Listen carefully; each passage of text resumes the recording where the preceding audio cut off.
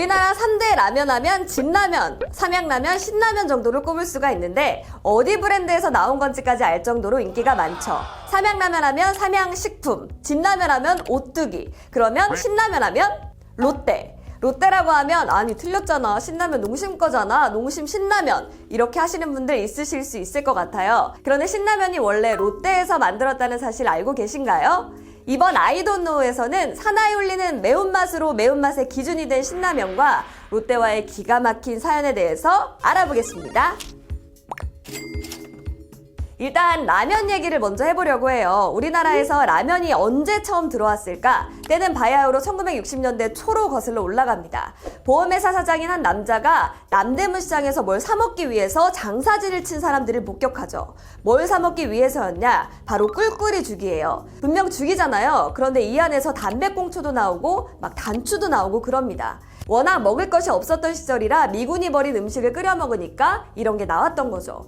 너무 쇼크를 먹은 이 남자가 문득 일본에서 먹었던 라면을 떠올리게 되고 당장 회사를 때려치우고 라면 회사를 차린 다음에 우리나라에 라면을 내놓게 됩니다. 이게 바로 삼양라면이었습니다. 지금이야 라면이 인기가 많지만 처음 나왔을 때는 호응이 적었다고 해요. 꼬불꼬불하고 딱딱한 면발을 사람들이 옷감이나 실로 오해했기 때문인데요. 이렇게 최초의 라면이 고전을 면치 못하던 그때 마침 구원의 손길이 등장했습니다. 바로 정부의 혼분식 장려 운동이었는데요. 쉽게 말하면 쌀이 귀하고 비싸니까 이것저것 섞어 먹으라고 말한 거죠. 이런 정책으로 정부가 라면 섭취를 권장하기 시작하면서 대중적인 인기를 얻기 시작했습니다. 후속 라면들이 우후죽순 등장했지만 삼양라면의 아성에 곧 자취를 감추고 말았죠. 삼양라면은 그렇고 오늘의 주제 신라면은 언제 나와 하시는 분들 계시죠? 삼양라면의 동문회였던 시장에서 새로운 돌파구를 찾은 것은 농심이었습니다. 아니죠. 정확히 말하면 롯데공업입니다. 여기서부터 롯데 얘기를 빼놓을 수가 없는데요. 농심 창업주인 신춘호 회장의 형이 누군지 아십니까? 바로 롯데 창업주 신격호 회장, 그러니까 신동빈 회장의 아버지요. 일본에서 활동하던 형 신격호 회장을 대신해 국내 롯데를 이끌던 게 농심 신춘호 회장입니다. 롯데가였던 신춘호 회장은 당시 큰 인기를 끌던 라면을 팔겠다고 선언하죠. 하지만 형인 신격호 회장이 아니 그게 팔리겠냐 이러면서 극구 반대했다고 합니다.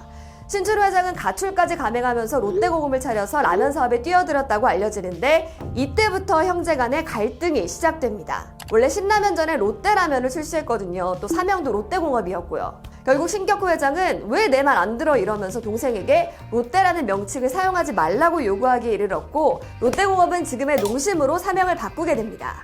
신라면은 제가 태어나기도 전인 1986년에 생겼습니다. 신라면의 신을 맵다는 뜻으로 알고 계시는 분들 많으실 건데요. 농심의 신춘호 회장 성에서 따온 것이기도 합니다. 자신의 이름을 걸고 만들 정도로 애정이 남달랐던 거죠.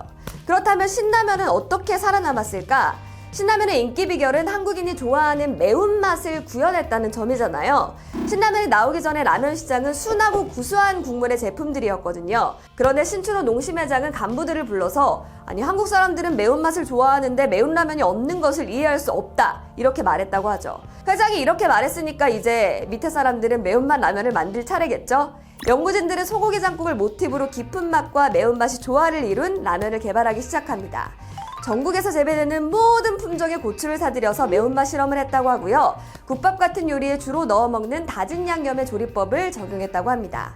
그로부터 2년 뒤 붉은 포장지에 신이라고 크게 적힌 라면이 나왔습니다. 현재 라면 시장을 지배하고 있는 여러분이 알고 계시는 그 신라면이죠. 결과는 성공적이었습니다. 출시 3개월 만에 30억 원 매출을 달성했고요. 1991년에는 국내 시장에서 1위에 오르게 됩니다. 다시 롯데가의 얘기로 돌아와 보면요. 롯데의 신격호 회장은 동생 신춘호 회장이 개척한 사업 영역을 침범하지 않는 등 최소한의 예의를 갖췄습니다.